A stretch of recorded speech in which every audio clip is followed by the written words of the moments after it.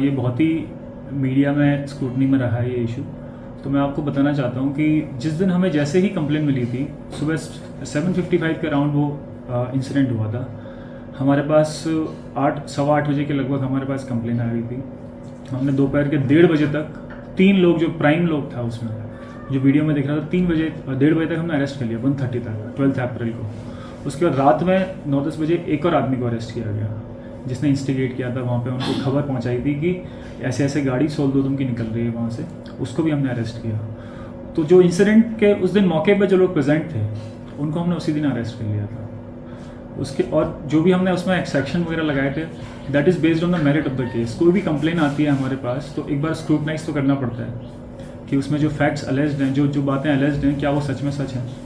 तो हमने जो वीडियो एविडेंसेस हमारे पास अवेलेबल था, और जो गाड़ी को हमने एक बार एग्जामिन करके उस पर सेक्शन लगाए थे हमने। अब उसके बाद तुरंत हमने जो भी उसमें जिनको अरेस्ट करना था अरेस्ट किया है। उसके बाद 4 दिन बाद जब CDR एनालिसिस के बेसिस पे और भी लोगों का इन्वॉल्वमेंट निकला, तो 18 तारीख को हमने 7 लोगों को और अरेस्ट किया। टोटल 11 लोगों को हमने ऐसे में अरेस्ट किया है। और जो फर्स्ट डे अरेस्ट हुआ था, हमने उसको कोर्ट में फॉरवर्ड किया, क्योंकि उसमें हमारा व्यू ये था कि हम लोग बेल नहीं देंगे इसको, कोर्ट विल डिसाइड, क्योंकि हम नहीं चाहते थे कि ये बहुत आसानी से स्कॉट फ्री जाएँ। तो हमने इसमें बेल नहीं दिया। कोर्ट ने बाद में डिसाइड किया अगले दिन कि इसको बेल देना है। तो जो भी इसमें सेक्शन लगाए गए थे, इस पर काफ़ी डिस्प्यूट था। तो मैं आप सेक्शंस लगाए थे वो भी? इसमें सेक्शन हमने लगाए थे 324, 323, 427, 341 एंड 34। तो इसमें मैडम जो 324 होता है, that is voluntary causing hurt using dangerous weapon. तो डेंजरस वेपन अलेस्ट था, उसमें डेंजरस वेपन है, और हर्ट भी हुआ था क्योंकि चोट लगी थी उसको। तो हमने उसके हिसाब से बाद में, अब इसमें किसी ने बोला कि ग्रीवस हर्ट का क्यों नहीं लगाया सेक्शन, क्योंकि आप देख लीजिए प्राइमा फेसी भी लग रहा था कि जस्ट यहाँ पे कांच का जो है, कांच टूट के गाड़ी का यहाँ पे लगा है, उसी का चोट था। किसी को छोटा मोटा पैर में मारा था। तो डॉक्टर ने भी बाद में ओपिनियन दिया। हम लोग तो इसमें सर्टिफाई करने वाला अथॉरिटी है नहीं, doctor is an expert. Doctor ने भी बाद में बोला सिंपल इंजरी है। तो उसके बेसिस पर ये बात प्रूव होती है कि मतलब जो सेक्शन लगाया गया था 324, दैट वाज जस्टिफाइड। अब किसी ने बोला इसमें मर्डर का सेक्शन लगाना चाहिए था, अटेम्प्ट टू मर्डर का। तो अटेम्प्ट टू मर्डर में there has to be intention to cause such injury which will cause death of a person. ऐसा कुछ तो है नहीं, क्योंकि लाठी से अटैक किया गया था। किसी ने बोला इसमें आर्म्स एक्ट क्यों नहीं लगाया, तो इसमें वेरीफाई किया गया था फर्स्ट डे पे ही कि क्या क्या चीज़ें, जो उसमें अलेज तो था, कंप्लेन में तो अलेज था, लेकिन वेरीफाई तो एक बार करना पड़ेगा ना। कल तो कोई भी आके बोलेगा कि मेरे को इसने ऐसे मारने की कोशिश की, मेरे को हथियार, मेरे को वेपन दिखाया, मेरे को इससे मारा, उससे मारा, तो थोड़ा वेरीफाई तो करना पड़ेगा। तो उसके बेसिस पे और इंस्पेक्शन जो हमने सीन ऑफ क्राइम का किया, उसके बेसिस पे पाया गया कि इसमें रिकवरी हुई हमसे, हमारे पास लाठी की रिकवरी हुई सीन ऑफ क्राइम से, रादर देन हमें कोई आर्म्स नहीं मिला, उसमें दाव नहीं मिला। तो हमने इसमें लाठी की रिकवरी वो भी शो किया है, केस फाइल के अंदर है कि 7 लाठियाँ रिकवर हुआ था। गाड़ी को भी सीज़ किया था, जो अक्यूज था उसका भी गाड़ी सीज़ हुआ, विक्टिम का भी गाड़ी सीज़ हुआ। तो और विक्टिम का गाड़ी जो था, बाद में उसको जुम्मनामा पे छोड़ दिया गया था, क्योंकि उसको ठीक करना चाहते थे। Sir, any CCTV records and evidence? CCTV record madam, ये है सीसीटीवी रिकॉर्ड जो सोलदोदम और उनकी टीम ने जो रिकॉर्ड किया था उस टाइम पे मौके पे, वो हमारे पास एक फुटेज है।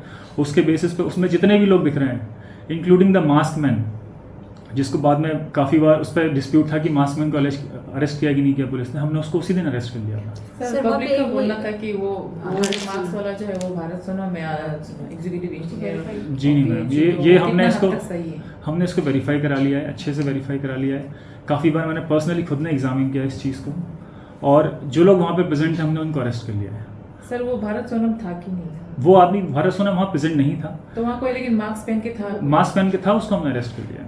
Monkey cap. जी सर, जो भारत सोनम को देखा हुआ था वो बोल रहा था कि SP घर का सामने में भारत खड़ा हुआ था। तो आपने ट्राई किया कि वहाँ के जो कैमरा है? जी मैडम, ये इस चीज़ को हमने सर्टिफाई कर लिया गया है।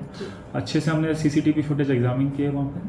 CCTV फुटेज के हिसाब से जो भी अक्यूज जिनको अरेस्ट किया गया था, उनकी प्रेजेंस हमने स्टैब्लिश करने की कोशिश की, कहाँ पे कौन प्रेजेंट था, और जो लोग मौके पे प्रेजेंट थे उनको तो डेफिनेटली अरेस्ट किया गया। भारत सोनम के साथ जो अली भाई था, वो कौन कौन था? अली भाई जो होते हैं ना, CCTV फुटेज था सबसे प्राइमरी चीज़, तो CCTV फुटेज। उसके साथ में कोई और भी था? कोई और भी दो लोग और थे, वो भी उसका स्टेटमेंट दे रहे हैं कि वो प्रेजेंट था। उनका स्टेटमेंट मैं जस्ट आपको क्लैरिफाई करना चाहता हूँ, मैं इसमें फैक्ट्स में बात कर रहा हूँ, मेरा इसमें कुछ भी किसी का इनजस्टिस दिलाने का इंटेंशन नहीं है, क्योंकि कभी कभी क्या होता है कि हम पब्लिक प्रेशर में आके अननेसेसरी किसी को हम एक्शन लें, वो भी जस्टिफाई नहीं। अब इसमें एक और चीज़ आती है जो मैं आपको क्लैरिफाई करना चाहता हूँ कि कोई बोलेगा इसमें कॉन्स्पिरेसी का एंगल है 120B, तो हमने 120B सेक्शन लगाया। उसके बाद 2 दिन बाद FIR में 120B सेक्शन लगाया गया है, ये वेरीफाई करने के लिए कि इसमें कॉन्स्पिरेसी का एंगल है कि नहीं। 34 जो सेक्शन होता है मैडम, दैट इज़ कि जब जो आदमी उस एक्ट में इन्वॉल्व था, जो वहाँ प्रेजेंट था, उनके खिलाफ 34 सेक्शन लगता है कि आपने कंबाइन होकर जॉइंटली वो एक्शन लिया है, ठीक है।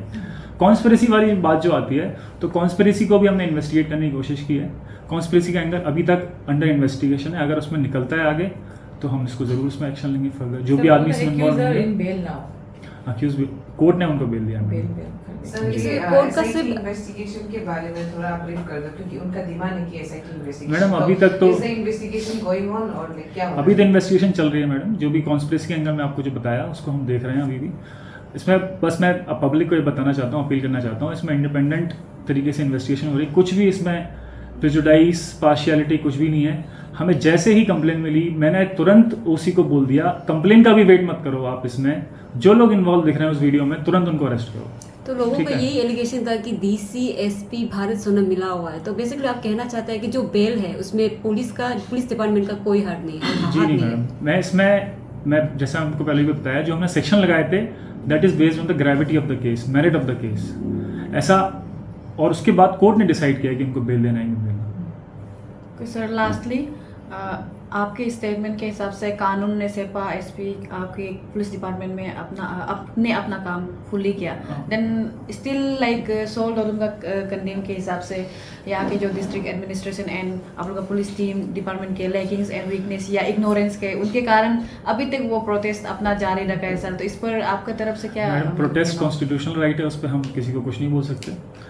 इशू है, आप लोग जो भी जिसको लगता है कि इम्पार्शियल इन्वेस्टिगेशन नहीं हुई है तो उसका भी हम कुछ नहीं कर सकते। हमने हमारी तरफ से पूरी कोशिश की है, फैक्ट्स के बेसिस पे, एविडेंस के बेसिस पे, including CCTV evidence, CDR, telephonic conversations, mobile में चेक किया है लोगों के, ओरल एविडेंसेस लिए हैं, 161 स्टेटमेंट लिए हैं लोगों के, केस फाइल बहुत अच्छे से तैयार है। इसमें आप बिल्कुल भी इस बात की आप बेफिक्र रहें कि इसमें किसी भी तरीके का हमने बायसनेस दिखाई है, फैक्ट्स के बेसिस पे एक्शन लिया जैसे गया है। भारत सोनम को एलिज किया है सोल दोदम ने कि उनका ही थ्रू या वो उसने ही बोला होगा, ऑर्डर दिया होगा, तो क्या उनका फोन को भी, रिकॉर्ड्स को भी जी आपने- मैडम, बिल्कुल हमने अच्छे से चेक किया है और इसमें हम फर्दर इसको और अंडर इन्वेस्टिगेशन रखा हुआ है कि कॉन्स्पिरेसी के एंगल अगर कुछ निकल के आता है तो डेफिनेटली हम उस पर एक्शन लेंगे।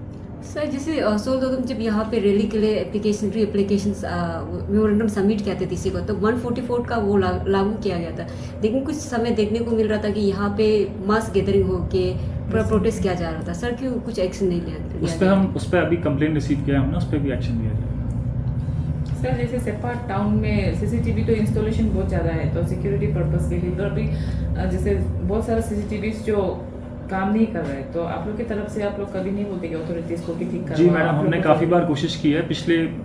मैं जब आई थिंक मेरे टेन्योर से पहले 2019 में या 20 में CCTV लगाए गए थे यहाँ पे, जो कि डैमेज हो गए।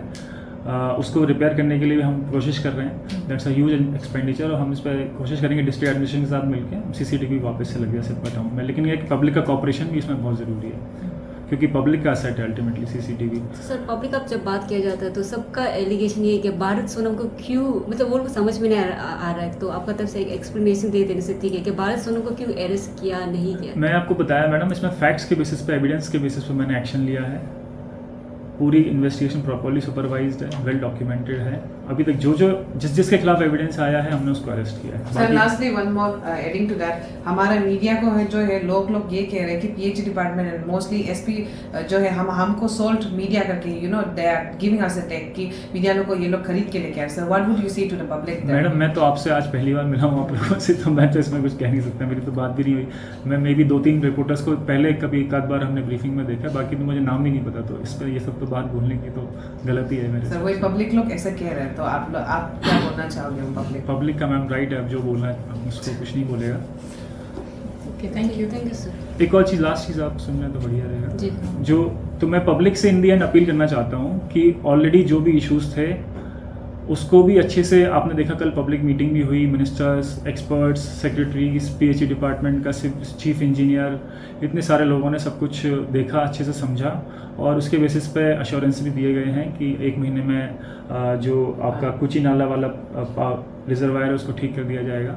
तो मैं पब्लिक से अपील करूँगा कि इसमें अननेसेसरी आप इशू ना बनाएं, शांति बनाए रखें।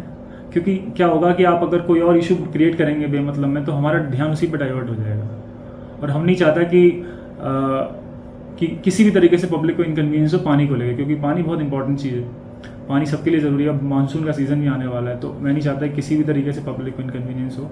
तो आप लोगों से अपील रहेगी हम लोगों की कि आप आराम से थोड़ा दिन वेट एंड वॉच कीजिए, और इस इशू को बेमतलब में मत कीजिए, और अननेसेसरी इशू क्रिएट मत कीजिए, क्योंकि जो भी डिमांड्स था पब्लिक का वो ऑलरेडी सुना जा रहा है, उस पर अच्छा खासा एक्शन लिया जा रहा है।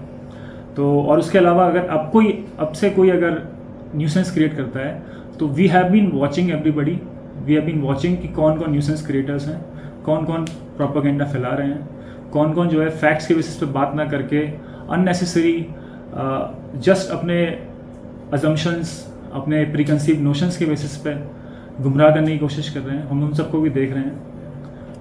मैं आपको बताना चाहता हूँ कि कभी भी हम एक्शन लेंगे इसके खिलाफ, जब भी हमें कुछ भी लगेगा कि this is not tolerable, we'll take action.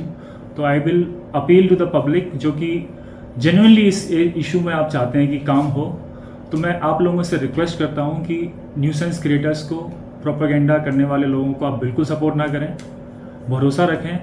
आपके सामने एमएलए साहब, मिनिस्टर साहब आपको बोल के गया है, तो थोड़ा तो रिस्पेक्ट करना चाहिए उसका, और थोड़ा वेट एंड वॉच कीजिए, देखते हैं आगे किस तरीके से चीज़ हो। ठीक है।